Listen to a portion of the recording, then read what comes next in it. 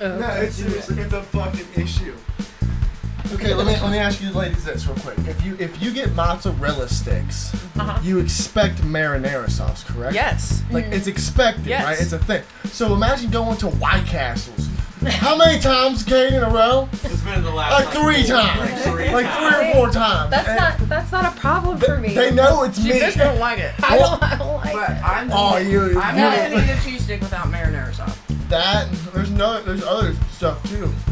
Oh yeah, when I get extra mayo though on my chickens when I went to McDonald's, and Is it just drowned? literally, listen, I know they have like. You take a bite and it's like, Well, I know they got these squirt bottles that they just press once and it squirts out a certain amount. So they're fucking going squirt. Like they just are ruthless with me, and it's like, He wants extra mayo. Like- Give him extra it's like, mayo. oh hey, no lettuce on my tacos, please.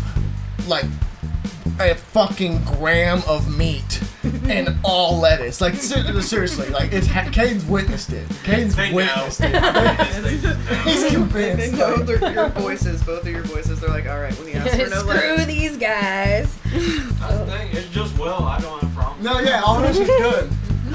No, I literally had like a toddler tantrum in the back of the back car This because. motherfucker threw mozzarella sticks because you refused to eat them without me. Well, yeah, and when Ricky was talking Sometimes shit to when me. you're hungry, okay, shit happens. And it's not what you want. Why y'all think I bring snacks all the time? Because you're like, nice, Amy. I made my cousin Ricky walk inside his house and see if he had marinara sauce when we dropped him off, and he came back and he had some fucking marinara sauce, and I was like, night saved. Picture of Jeffy. Oh yeah, we should talk about it. I have a naked picture of your husband on my wall. I like how you have the magnet covering up his butt. It's blurred out. Yeah, a little black spot. We're trying to up it this year. I want another one. I want another Christmas card like that. I'm gonna replace that one, and then I'll put there that are one in the plans. file. Oh yeah, there's definitely plans. I'm with it. All right, Are we good? do the thing, man. 3, 2, action. You talking to me? I'm talking to you. This is talking to me, talking to you. And I got Amie Clark and Liz Partin. Hey, ladies. Hey. Pretty good.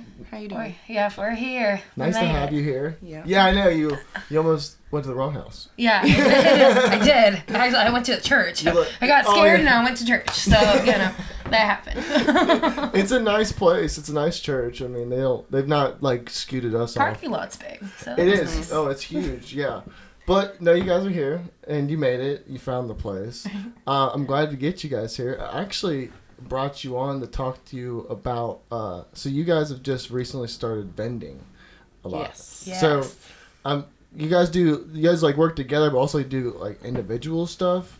So that's where like I kind of have some questions. So, Liz, like, so it is the overall thing green magic healing? Is that like what the vending is under? That's what we've been going under since I, have my licensing and everything. Yeah. And Amy was Can't kind make of a decision. Yeah, couldn't make a decision Yeah. on her name, but she finally came up with a name. Oh, you did. So you can. Yes, so she can like drop the announcement here because she hasn't officially announced it yet. Okay, or so anything. Yes, I haven't. I'm gonna call it Moon Lady Creations. Moon Lady Creations. I like that. Yes. I like that. Yeah. You're gonna have a page on like Facebook and Instagram, stuff Yeah. like that. Mm-hmm. Cool. And so, Liz, you do the green magic healing, Mm-hmm. and then Moon Lady Creations. Creations. Okay.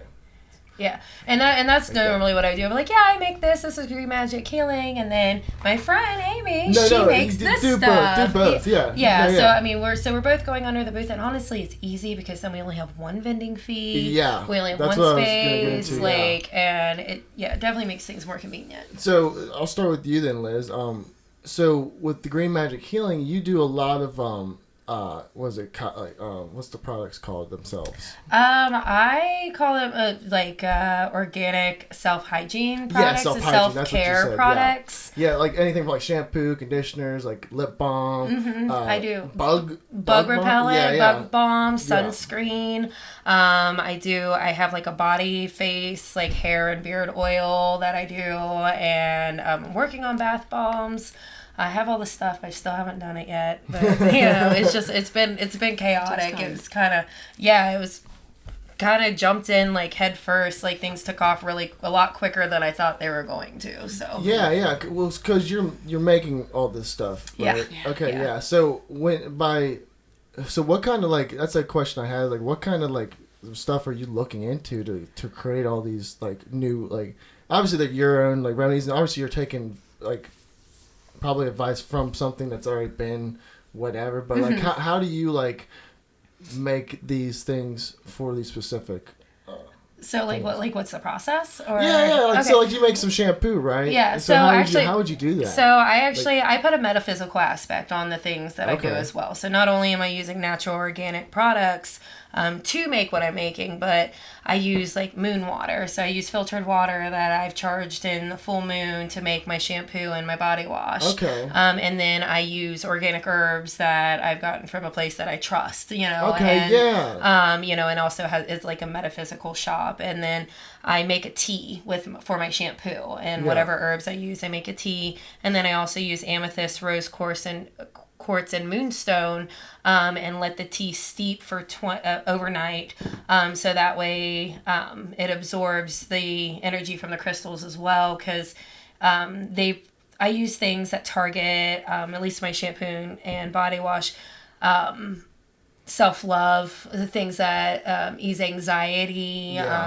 just overall positive feeling. Because you know, a shower can be like a ritual, it can be a cleansing ritual. It is for like you. it's like literally I do the same exact thing every time I get in the shower. Yeah, and so you know you have that The same in process. the body wash and the shampoo that I'm using, so it literally your shower can be a cleansing ritual.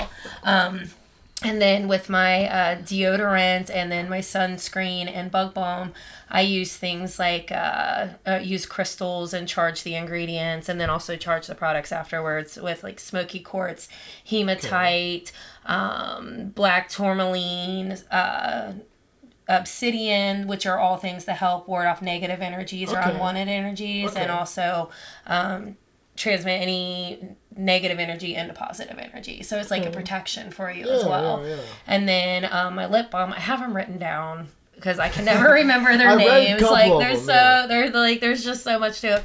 But I use crystals that target the throat chakra, so to help you not only be truthful to others but also to yourself. Okay. And then I do Reiki on all of my products as well, which Reiki is energy healing, so it's just putting that extra love into it. And so it's like everything that I make, you know, I put a lot of thought not only into the ingredients but also the extra things that I add into it. Yeah. And you know, and that's where little bit the of magic special, healing yeah. comes from, is, you know, from that. And then also the intentions that I put into it. That makes a lot of sense. You explained it very well for me.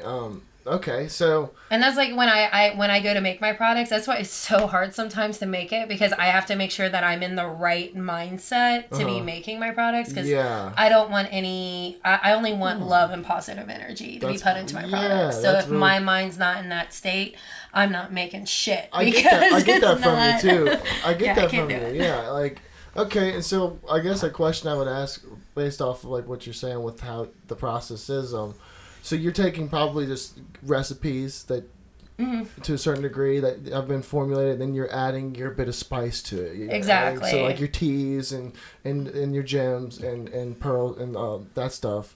And what you said, crystals. Crystals. I just said 4 different types of rocks. But no, it's I see it. Yeah, that's very cool, and like you're very knowledgeable about what it seems like the stuff that is, because I don't know much about it. I do have actually some yeah, I got this. Oh, you have a chakra bracelet. Yeah, exactly. Yeah. Oh yeah, it's got amethyst, and that looks like garnet, citrine. Yeah. Was it I have no idea what it is. Amazonite? See, you know that. And that's you're very knowledgeable. I got this at Rock the Vineyard, and that lady she was a tarot reader, and she had these, and she charmed them, I think, too. Whatever that. Like, I don't know. I'm not very knowledgeable in all of that. Right. But they gave me a reading for free. They're blessed hearts.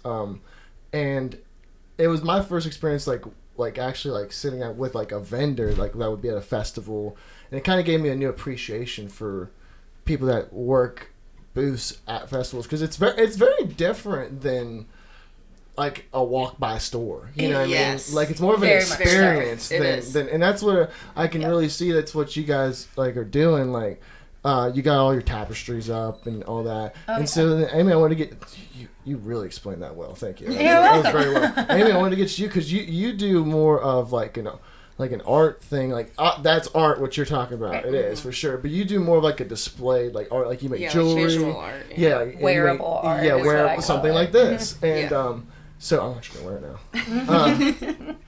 But you make so you were talking to me earlier before the podcast about your necklace you got on. Yeah, you made. I made both of them. Actually. Oh, you made both of them. Yeah. So almost a similar question. How's the process work? How do you get inspired to make these different things? So like say wire wraps. I started making wire wraps years ago because I have a ridiculous amount of stones. Because when I was younger, I'd go on vacation with my family and we'd mine for stones. Yeah. Okay. So I just had a bunch of raw stones, and one day I was like, I'm pretty artsy. I can wire wrap. I can figure it out, and I did. So that's kind of where I haven't done it in a really long time. Yeah. But I need to. Like I made this years ago. Okay, so you made that years ago. Yeah, but I also have been in the process of doing it. Okay, again. so you just been kind of like into crafts for I've been big part of your life. Yes, I've been artsy and crafty. Okay, so where did that kind of spawn from? Probably my elementary school art teacher because she was like this old hippie lady, and I can't even remember her name. I don't even remember what her name was, but I just remember she was the coolest thing in the world. I thought when I was little. Like long sundresses. Yeah. Yes. Exactly. And she had like this long brown hair, and she was just like, everything's so great. And you choose to make your life happy and things like that. And I was like, this is the lady I need to be like, and she just made me really love art. So from then on, it just kind of, and my mom as well. My mom's super crafty, and she's always doing stuff. So that's cool. And so, I've seen some of the stuff you make. I like a lot of the glass look through things you do, and resin. The things you. It's resin. That's like this, my old man. Okay. So you said you made the little face in there. Yeah. I made the face with clay. I was over at Liz's one day, and I had with my clay. clay. I assumed that. Yeah, and I was just like, I wonder if I could make a little tiny face with clay. It was just literally like I challenged myself, so I did it. It was so funny. It was such and I was a funny like, oh my process. god, I was like an angry old man, and I fell in love with him, so I kept it. That's very cool. Well, that's the thing to do too with like that perspective of it. Like it's almost like with us with making movies, we kind of just have to pick out. Like the formula's there. Like we can make anything we want. Exactly. I can literally make anything into a necklace. Pick it out. I just gotta do it. Just get inspired, and that's where I guess that question kind of stems from, is because it's such a vast thing. Like there's so many different outlets. Like there's even just in the physical, like where you can put jewelry, like earrings, bracelets, necklace, ankle rings, and there's so much. So just that's very cool though. Like that's where it came from. It's like a elementary, way back when. My love for art. I've always wanted to do something where I make money with things that I make. Yeah, and I think all of us do in a way. Yeah. Some of us are a little more modest than others, but everyone's goal is to do something that makes them happy and be able to live off of it in this societal, in the capitalistic world where money is a thing and stuff like that. But that's the great part about vending, though, is you can do trades because it's your stuff. Oh, yeah. I've done so much traded trading. For a painting. So that was gonna be a question I was gonna ask. What's some really cool experiences you guys have had? Like you've had quite a few festivals you've been to now. Some of them aren't really appropriate for a podcast. You meet some very, very interesting people. That's true. But that's the thing. Like it's just you get to see such a wide variety, vast of people. Like so many different people from so many different backgrounds who ultimately come together because of the love of music. Yeah. And everybody's so nice, and I feel like when I go out to bars and stuff, I don't make new friends. I just nobody really talks to me, and people aren't my friends are already there. So festivals, I make so many friends. I've made so many new friends this year. It's ridiculous. I love it. And it's so funny too. And I don't know. It's just. And I'm not trying to be boastful or cocky or anyway, but it just seems like a lot of people gravitate towards our booth.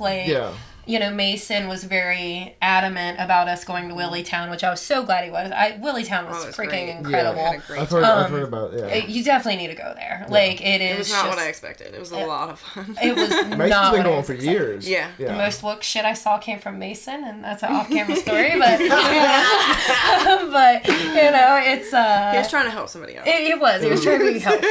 Oh, Just Mason's very helpful. I'll say Yeah. woke surgery. That's all I'll say. Yeah. Woke surgery. That's hilarious. But it's just it's just funny how people gravitate because we put a lot of thought into how our booth's set up, and it's very aesthetically pleasing, as Mason puts it. Yeah, I had you give me a tour last time. Yeah. I was at the booth and I got some shampoo off you. I was like, so show me what you got going on. Oh here. yeah, and I had it all set up. And you even you were like.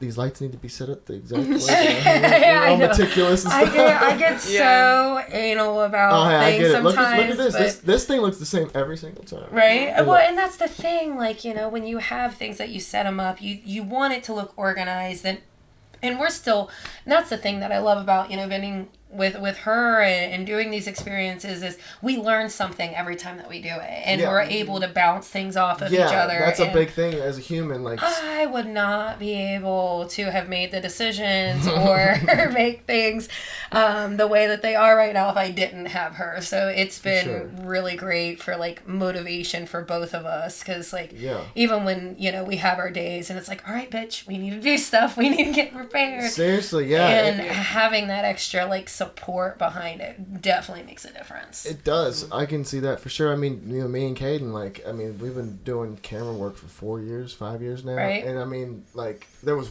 1 year when we didn't do stuff. It was 1 year. It was 1 year, I think, almost to the date. And, but just having that person to bounce off of and to really be honest with. That's the biggest thing is because especially I run in a business or doing creative projects over and over again and you're working together for a long period of time, you have to be honest with each other of what you're gonna be hey, what's the goals, how do we achieve those goals, and how are we fucking up those goals right now? What do we do better? When do we need to chill out? Exactly. And it takes it definitely tolls to take, but it's a break in a personality you have to have especially as an adult. We all want to do our own thing and have our own way of making it to our thing, but you gotta work with people. You gotta make shit work, and especially in a festival place. I mean, that's a very fun environment. People are there to enjoy themselves. So having the booth that people want to come to, that works in the favor of not only that culture, but working in that culture. A lot of people just walk in and they're like, it's just a vibe in here. Yeah, I just want to hang out in here. It's just a vibe. And we're like, all right, cool, what's up? That was a cool festival experience, and I kind of have still am having a little fangirl moment over it. Our very first festival that we vended, which is really cool. We're vending our last festival that we have scheduled so far next weekend at the same place that we vended our first festival. So kind of full circle moment cool. There, which is nice.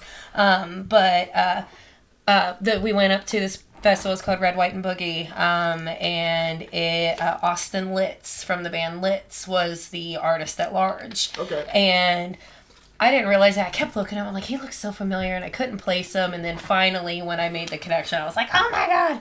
But it was the people who were vending next to us. It was both of their first time vending too. So there was 3 of us newbies, and we actually became really good friends with the guy next to us. Yeah, we still talk to him now. That's very cool. Yeah. There wasn't no they're on our turf. It's hey, we're new. Yeah, we were all super supportive very cool. and very helpful. Yeah, it was very helpful. Oh yeah, That's cool. Austin Litz was hanging out with them the whole time, and it was with their crew, and he comes in. And it was so funny because it's a festival. You're having fun, I'm feeling great, and he comes in and he's just because I have big crystals that I put out. He was just petting all of my rocks and picking them up and holding. Who is this dude? What's happening? And she's like, hey. Yeah. And I'm like, how are you? And he's like, oh, I just came in for some of your vibes. And I was like, okay, cool. And he did. He was he was picking them up and holding them and put it down. He'd rub this one and rub this one. And then he just looks at me, smiles, and goes, thanks.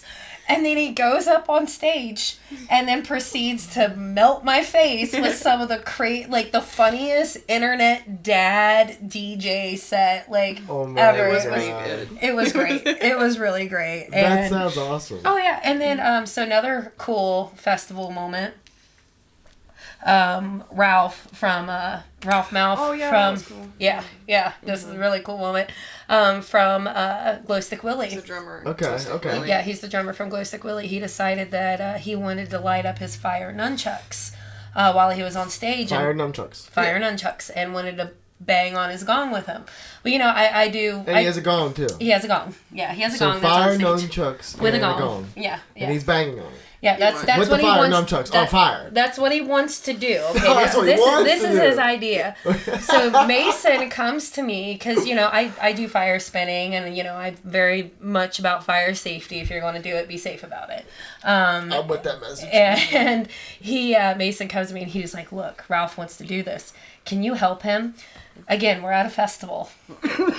I'm feeling great. Yeah. Oh, okay. Yeah. And I was like, you know what? I was like, let's do it. I got a fire blanket. So Let's do it. Yeah, and that's what I said. I was like, I brought my fire blanket. We can do this. You have a fire blanket? Yeah. I actually have. That's a good safety precaution. Oh, yeah. Exactly. I always bring the fire blanket. You never know where you're going to need it. And so, the thing is, we've got to get the prop, get it gassed and get it spun off to where when he hits it, the gong, it's not going to spray. Doesn't spray. And spray flames. You should have seen us. sense, It was so funny. Me, Amy, and Mason sitting there talking about our game plan because we're like, we got to get this just right, And we're like, okay, who's going to do the handoff? Who's going to, this is what we're going to do at this time. And it's like, because we had to wait for the drums. Strategy. Yeah. Mm-hmm. And we had to wait for the drum solo. We had to wait and listen for the drum solo. And we get our plan and everything, and we're like, okay, we're going to go out and watch the show because we're backstage this whole time, and then...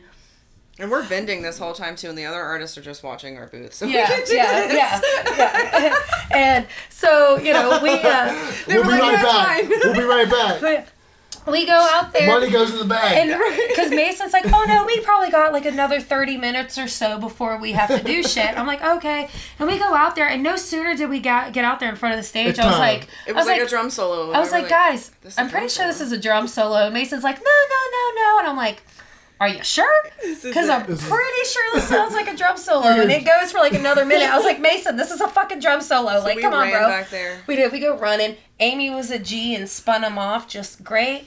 She handed them to me. I handed them to Mason up on the stage. And then I went up on stage with the fire blanket. It was funny because where Mason was at, Ralph couldn't see him. He kept looking. So he's still going That's why I had to run up on stage. I was like, Mason, he's over here. So, he hands them off and he lights them up and then he starts banging on this gong. And it was so fun. And I'm standing there on stage, my first Glow Stick Willie show. Mm-hmm. And I'm getting the fire safety, Ralph Mouth. And then, he does his thing and we got I got it put out like a G. And that's really hard putting it because we just lit it too. Yeah, we just lit it. It hadn't burned for, a minute. And he uses tiki fuel, which is an oil versus a gas, thank goodness he does because that's way better if you're going to be, banging on a gong with something on fire. It won't spread out. Right. As much. Exactly. It won't sling like a liquid. Exactly. So, we got to help Ralph Mouth light up some fire nunchucks and bang on his gong on fire for the first time. Very cool. Yeah, at our first Willie town. So I feel pretty gangster. Wow. Not gonna lie.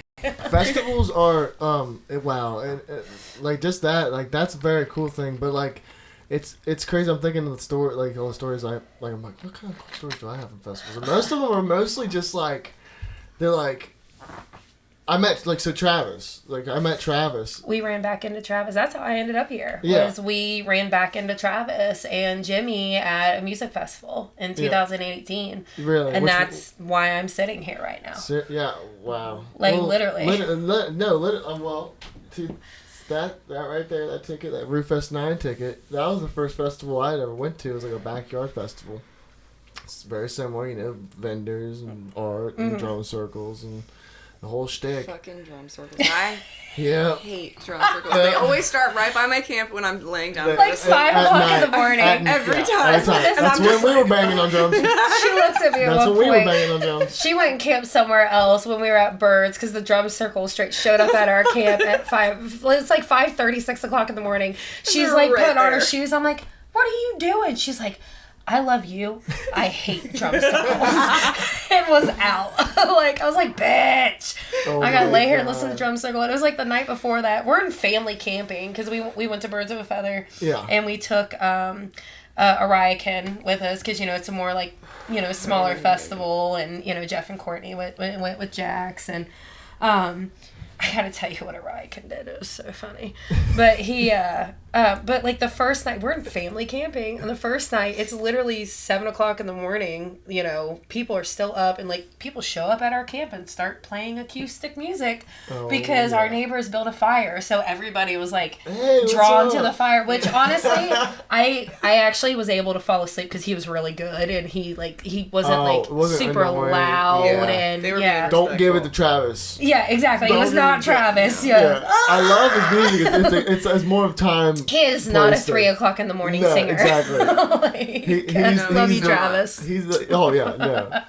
That guy deserves so much. Like you were just saying, like if it wasn't for him, like meeting him at a festival of all. Yep. I I hadn't seen he had a Travis in mustache. He years. looked like Matthew McConaughey when I met him. Yes. You He remember? does look like Matthew McConaughey. It's ridiculous. He was right. His assorted haircuts are funny, but he was a handsome man when I met Travis the first time. So I was he like, this. He cleans up nice. Yeah. You want to know the first time I met Travis? I was 14 years old. Oh my God. I just moved to Fayetteville, and I walked out on my porch, and here comes Travis, who had white blonde hair. He had bangs and then long hair, and then he was wearing Jankos. And Oh then my God. Thomas was also with him, Yeah. and Thomas, had his long skater boy hair, and then Thomas's Yes. brother Chris was in front of them. Now Chris had no shirt on and had basketball shorts. They had rolled up to make it look like a mankini with a towel wrapped around his neck. Okay. And he's just skateboarding as fast as he can down the road. And Travis and Thomas are like, Chris, man, slow down, stop, come back here. And I'm like standing on my porch laughing, and Travis looks at me and goes, what's up? I was like, what's up, bro? And he's like, you want to go walk around with us? And I was like, sure. That's fucking hilarious. But yeah, that was the first time I met Travis, and then That's when him, we man. ran back into him at whole life. the Jubilee and actually it was Jacob Sharp's fault. Because he stumbled up to our campsite at 9 o'clock in the morning, and that's another off-camera story. But wild. he's like, "Oh yeah, we're just camped right here, and there's literally one campsite between us and them, and we had spent a whole day, had no idea there. We saw Jimmy and Travis, and Jeffy was like, "Is that Travis fucking Obermeyer?" And Travis at that time had that had what I like to call the trucker the trucker thing The going goat? on, but he had like this crop top on. Oh my God. And Was it the some, long goat? and, yeah, Was it the long one? Dude, no, it was not the the long short goat. one. Yeah, it was a short one, but It it was looked just like a the- trucker. Like, it was Yeah. like this, and he had a crop top on, and then the Bob Weir shorts, and he was going around going, "My armpit's burning. It's burning so bad." Jimmy gave him $10 to go take a shower, but because of that, and then and I fully believe that if that didn't happen, that I wouldn't be sitting here right now, 100%. Well, absolutely. I mean, it's weird how like coincidental life actually gets. It's just like, oh hey, I seen this one person, and then because like I didn't other people because like seeing the Funnies played at that festival that I was at, but I didn't meet any of those guys that night. I didn't meet anybody. I was hanging out with Owen, my buddy Owen. You guys know Owen, and he brought me there, and I was just like a kid that played music that wanted to like just hang out at a festival and like maybe meet some musicians or meet people that like to play music, and met one person, and then I didn't see that dude for 3 months, and the next thing you know, he's at a bar right down the street from my house at Hank's. Played some guitar, he came back to my house, and then he moved in. And that's how I know basically everybody is because Travis, and then Jimmy came in and to the basement. It was funny the first time I met Jimmy.